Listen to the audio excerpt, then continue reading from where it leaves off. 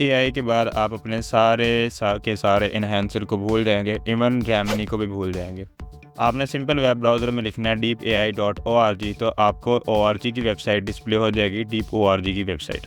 बिल्कुल नीचे आ जाना है। यहाँ पर आप वीडियो जनरेट करा सकते हैं, इमेजेस जनरेट करा सकते हैं एंड म्यूज़िक भी जनरेट कर सकते हो। बिल्कुल नीचे आना है एंड यहाँ पर आपको एडिट वाले सेक्शन में आपको यहाँ पर ऑप्शन मिलेगा सुपर रेजोल्यूशन, इस पर क्लिक करना है आपने।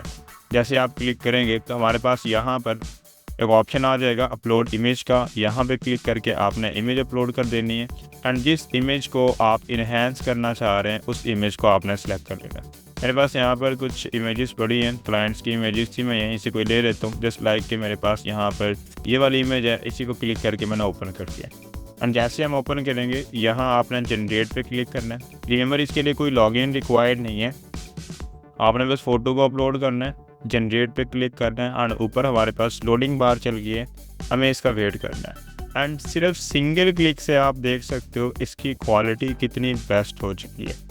ठीक है, इतना ज़्यादा उसने इन्हेंस करके दे दिया है एंड सिंपल आपने क्या करना है, यहाँ से क्लिक करके इसको डाउनलोड कर लेना है और अगर आपको दोबारा भी और करनी है तो आप यहाँ से क्लिक करके अगेन कर सकते हो।